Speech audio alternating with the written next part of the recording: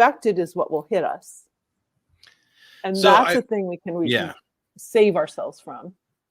I think we've covered a lot of behaviors and techniques already in here, but I wanted to specifically drive into the behaviors of doing the right thing at the right time and maybe long-term things, because I think you probably have some insight into what we do kind of before, during, and after stress events. Is there anything we can do to prevent these? Or is there, like you said, once we miss that 10-minute window, what happens? I love that you're focused in on what happens during. And that's really great. But like you said, sometimes we miss it because we're emotionally involved, or, we're in a stressful situation already. Kind of help me out of how do we do the right thing, and what should be like sort of our plans ahead of time before, during, and after a stressful event?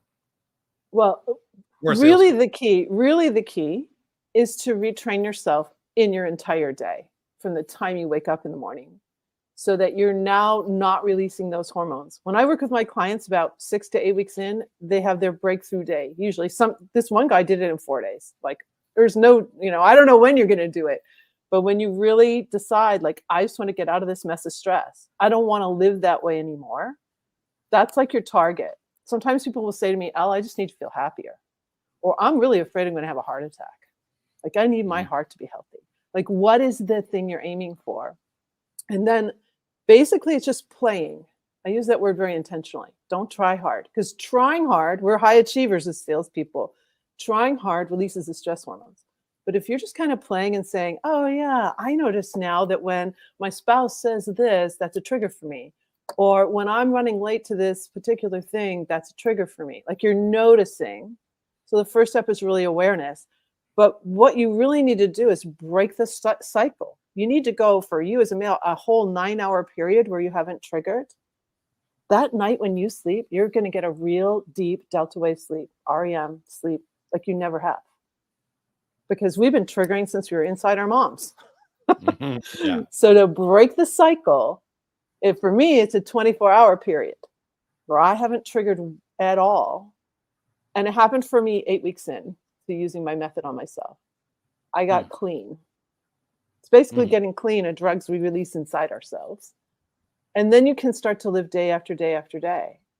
And then how your mind starts to work, it's freaking amazing. Like, I'm a musician that can memorize music in minutes that used to take me months. It's like, what happens in here? You have willpower. You mentioned like diet and things. When we go into fight or flight, there's 2 areas of the brain that shut down. We don't have the willpower to like make the last phone call. That could have been the one that was the sale we needed, So it's like really, really cool when you start to get a hold of yourself in a gentle, playful way. And then you start to get clean.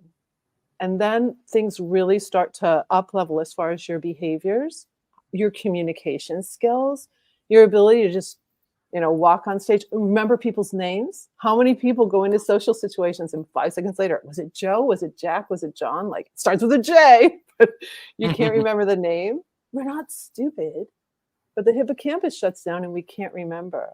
You're in your sales presentation, you have that little blip like, oh crap, what was that number? You can't pull it out or whatever. It's like, just because you've triggered fight or flight, this thing's not firing right back here. So getting clean is really the answer. And yeah, it takes some patience, but I'm telling you, it's so worth it, because once you do get clean, you're operating at such a high level, you gain hours in your day, hours of productive time where you get to play after work and have fun instead of just couch potato, click the Netflix forever because you're so exhausted. You get to have fun with your family. And that, I think, is one of the greatest benefits of what I do. I mean, one woman gained 3 hours of productive time in her day. Like, that is phenomenal. So tell us more about the techniques to make that happen. And obviously people can reach out to you at elleingles.com and learn more about it. But what are the tips, tricks, hacks that we're trying to use in order to stay in that? Yeah. And I'm going to give you a recovery tool too, because you mentioned what happens when you notice you trigger fight or flight. Okay. So we got some of those too. I have a whole set of those. I have over 50 tools in my toolkit. So I'll share a couple. They may not fire for you because I've had to build over 50 to find the ones that work for my clients. Every client is new. Every client, I like dive into new stuff. So body tools, mind tools, life design tools. I teach 3 types of tools.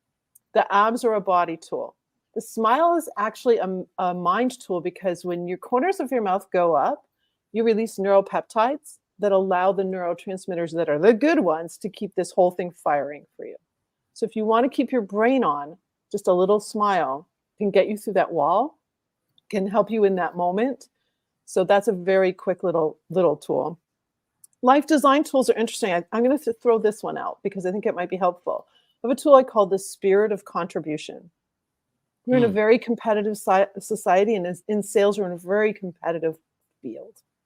And so because of that, when we feel competitive, if we win, that's great. Do you ever have those moments where it's like, I just need that one sale, and you get the sale and you just feel terrific, right? But then you have to start again tomorrow.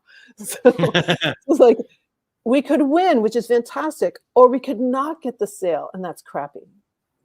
If we fear that we might not get a sale, we trigger fight or flight. If we need it, like, we'll trigger the stress response because we don't feel safe. That's why I go to the abs.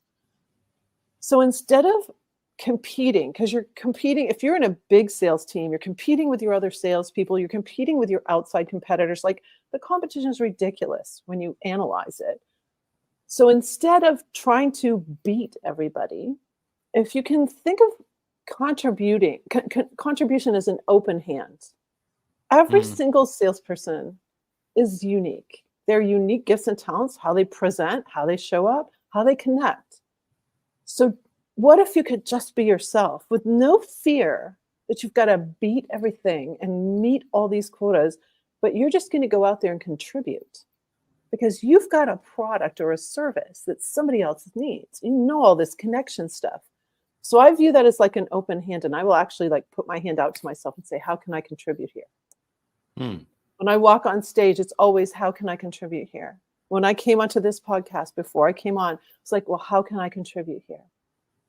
And when you ask that empowering question, your mind is going to find answers for you. You'll say things that you're like, wow, how did I think of that? Right? It was just the perfect thing to say to that person, because you're contributing instead of competing, which is a tense kind of situation. So that's kind of an example of a life design tool where you're changing how you approach. And I habit stack this. Habit stack, you're doing one thing, habit another. When I go through a doorway, when I go through a threshold. So I'm up in my loft here in my condo, so I have to go up these spiral stairs, right? So that's like one of my habit stacks. It's like, okay, habit stack, I'm in now. Gives you a 90-minute hard session or whatever, So I habit stack contribution through doorways. Even like coming home, because I used to come home. I was an executive. I came home. It's like, oh my God, it looks like ESPN on this living room. Like 2 basketball hoops, crazy stuff going on. I'd just be like so frustrated because my office was so calm and clean, right? And so I said to myself, no, how can I contribute? I was pretty fortunate to come home and have a hot meal cooked for me, right? So it's like, okay, how can I contribute?